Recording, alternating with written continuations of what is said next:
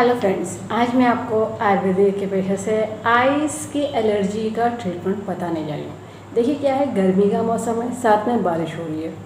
अब इस बारिश में कभी कभी क्या होता है, गर्मी इतनी ज़्यादा होती है, ह्यूमिडिटी बड़ी होती है, इन्फेक्शन होता है और जिसकी वजह से एलर्जी होने लगती है आँखों में। क्योंकि कुछ लोगों का आँखों में ज़्यादा होती है, या फिर जो लोग एसी में लगातार रहते हैं उसमें वेंटिलेशन अगर नहीं है, थोड़ी देर अगर चेंज नहीं कर रहे हैं, मतलब ऐसा लगातार उतने लंबा टाइम तक बैठे हैं, तो क्या होगा, आँखों में एलर्जी होने लगती है कुछ लोगों को। या कुछ लोगों को एलर्जी इसलिए भी हो जाती है, किसी तरह की आई ड्रॉप डाली थी, किसी ने डॉक्टर ने सजेस्ट करी थी, वो क्या होगा, आँखों में किसी को सूट नहीं करी और वो खुजली हो रही है, उन्हें पता नहीं है खुजली क्यों हो रही है, किस वजह से हो रही है, और एलर्जी हो जाती है। ठीक है। अब मौसम के इन्फेक्शन की वजह से भी एलर्जी होती है, आइज़ की एलर्जी। या फिर ऐसा होता है कभी कभी ज़ुकाम हो रहा होता है। ज़ुकाम जो होता है, जो मतलब कफ़ होता है नाक और थ्रोट के एरिया में, वो कभी कभी इतना ज़्यादा बढ़ जाता है जिससे कि आंखों में आने लगता है, वो एलर्जी हो जाती है। जैसे कोई एलर्जी धूल किस लोगों को किसी तरह की डस्ट से एलर्जी हो जाती है आँखों में।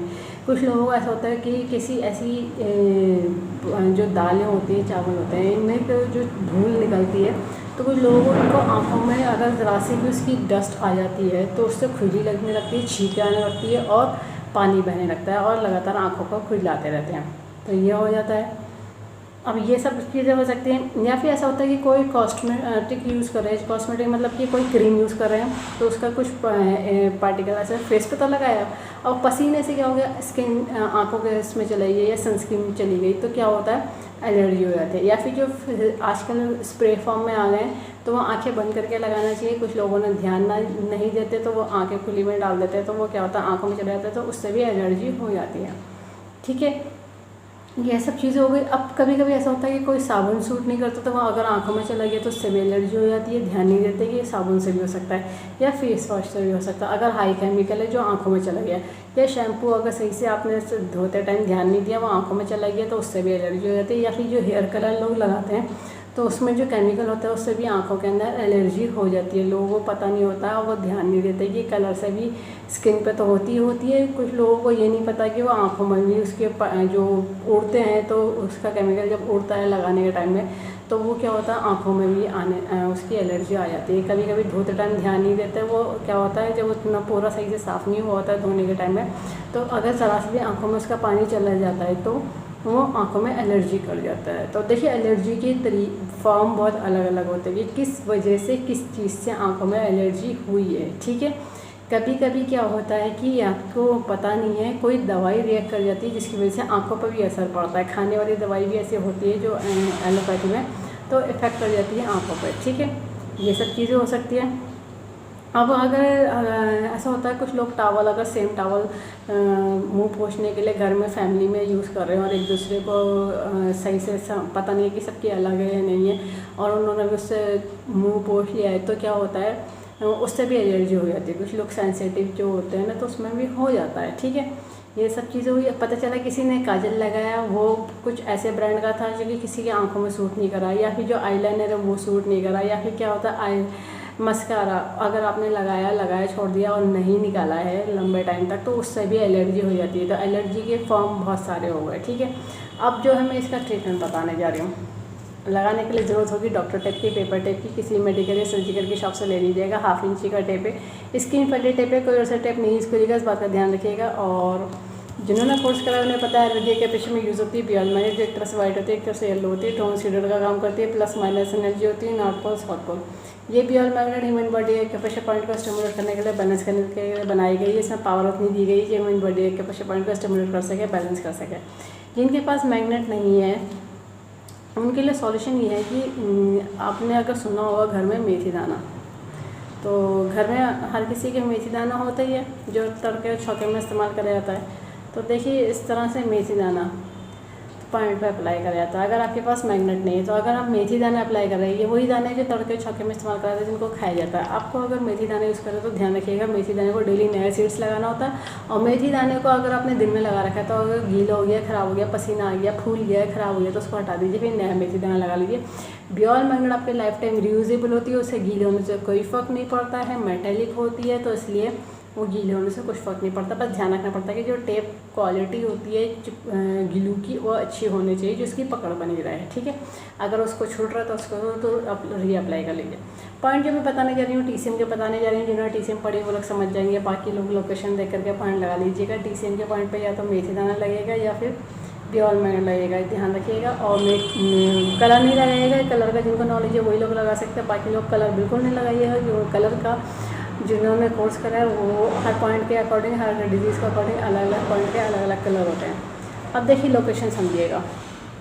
पहले इंडेक्स फिंगर का समझ लेते हैं। इंडेक्स फिंगर में बैक साइड जो थंब की तरफ मेरिडियन चलती है वो लार्ज इंटेस्टाइन की चलती है। तो ये देखिएगा अपर जॉइंट से नेल की तरफ जैसे बढ़ेंगे तो पॉइंट आ जाता है लार्ज इंटेस्टाइन का 4 LI4। फिर देखिए इसी मिडिल फिंगर में इंडेक्स फिंगर की तरफ जो मेरिडियन चलती है वो लीवर की चलती है। तो देखिए अपर जॉइंट से थोड़ा ऊपर की तरफ बढ़ेंगे तो लीवर का 3rd पॉइंट आ जाएगा। इसी मिडिल फिंगर में अगर हम रिंग फिंगर की तरफ चलेंगे तो मेरिडियन चलती है किडनी की। तो अपर जॉइंट से थोड़ा सा नीचे मिडिल जॉइंट की तरफ बढ़ेंगे तो देखिएगा किडनी का 7 पॉइंट आ जाता है। फिर इसी मिडिल फिंगर में यहाँ पे बीच में से मेरिडियन स्प्लीन की चलती है, वो टर्न कर जाती है। तो मिडिल जॉइंट से थोड़ा सा नीचे इंडेक्स फिंगर की तरफ जो पॉइंट आ जाता है इसको कहते हैं स्प्लीन का 10वां पॉइंट है, ठीक है। अब देखिए अंगूठे में पॉइंट समझ लीजिए। ये हमारा थंब है, ये थंब में जैसे यह बीच की लाइन हुई, इसके साइड वाली लाइन, तो इस साइड वाली लाइन में जो ये पॉइंट है यूबी का 2 है, यूरेनियम ब्लडर का 2 पॉइंट है, ठीक है। इसके फिर इधर साइड वाले, ये एक साइड ये हो गई, एक साइड और इसके किनारे वाली हो गई। तो इस वाली जगह पे देखिए स्किन के बिल्कुल नेल के पास नहीं है, नेल से थोड़ा सा आगे की तरफ है, फ्रंट की तरफ बढ़ते हुए स्किन पे है। तो इसको गॉल ब्लडर का 14 पॉइंट है, ठीक है।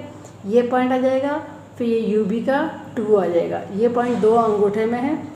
बाकी जो पॉइंट आपके मिडिल फिंगर में आएगा और इंडेक्स फिंगर में बैक साइड आएगा। इस कंडीशन के अकॉर्डिंग एलर्जी अगर ज़्यादा हो गई है तो इन सब पॉइंटों को कराया जाएगा सीडेड, ठीक है।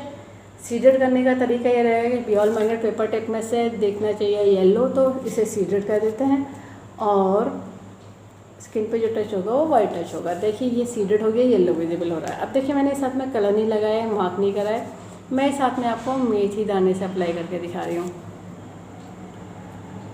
ठीक है। ये देखिए मेथी दाना अप्लाई करके दिखा दिया। ये बियॉल मैग्नेट, जिनके पास मेथी दाना है तो मेथी दाने के एक एक पॉइंट को 5 बार प्रेशराइज करके छोड़ दीजिएगा। जब भी टाइम मिले प्रेशराइज कर लीजिएगा मेथी दाने वाले को। और बियॉल मैग्नेट को प्रेशराइज नहीं करा जाता, इस बात का ध्यान रखिएगा। 10 से 12 घंटे लगा कर रखिए, डेली लगाइए जब तक कि आपकी ये एलर्जी ठीक ना हो जाए। और एक चीज़ का ध्यान रखिए, पहले के टाइम में लोग कहते थे एलर्जी हो रही है, आँखों में खुजली हो रही है तो आप गुलाब जल डाल लो। तो देखिए गुलाब जल तब डालिएगा अगर वो नेचुरल है। पता चला वो केमिकल बेस बना हुआ है, उसमें कलर डाला है और केमिकल सिर्फ एसेंस डाला है, तो उसको बिल्कुल नहीं डालिए, क्योंकि वो केमिकल अगर एसेंस आँख में चला गया तो रिएक्शन होने का डर रहता है और फिर आई की विज़न पे फ़र्क पड़ता है। इसलिए ध्यान रखिएगा, कभी भी गुलाब जल को लापरवाही से ना डालिएगा आँखों के अंदर। उससे अच्छा है सादे पानी से वॉश आउट कर लीजिए आँखों को, या थोड़ा सा ठंडे पानी से वॉश आउट कर लीजिए। जो घड़े का पानी होता है उससे वॉश आउट कर लीजिए, ज़्यादा बेटर रहेगा। क्योंकि मार्केट में जितने भी गुलाब जल है, जब तक आपको सही से पता ना हो कि वो रियल गुलाब जल है, केमिकल बेस नहीं है, तभी उसको यूज़ करिएगा, वरना आँखों में बिल्कुल अवॉइड कर दीजिएगा, ठीक है। फेस पे करिए, फेस पे मना नहीं है, आँखों के अंदर नहीं डालना है, ठीक है। आँखों के ऊपर तो आईलिड पे तो सफाई के लिए लगा सकते हैं, मगर आँखों के अंदर बिल्कुल नहीं डालेंगे, ठीक है। इस बात का ध्यान रखिएगा। इस वीडियो को ज़्यादा से ज़्यादा शेयर करिए, सब्सक्राइब करिए, लाइक करिए, ताकि लोगों को पता चल जाए आयुर्वेद के पीछे सभी तरह के डिजीज़ को ट्रीट कर देते हैं, क्योर कर देते हैं, कंट्रोल कर देते हैं, रूट कॉज को ठीक कर देते हैं। फ्यूचर में दोबारा कभी प्रॉब्लम नहीं आती। बस लाइफ स्टाइल को ठीक रखना होता है। बेल आइकन प्रेस करना ना भूलिएगा, जब भी मैं नई वीडियो अपलोड करूँगी तो आपको लेटेस्ट नोटिफिकेशन मिल जाएगा। लाइक करना ना भूलिएगा। इस वीडियो को एंड तक देखने के लिए thank you very much. See you next time.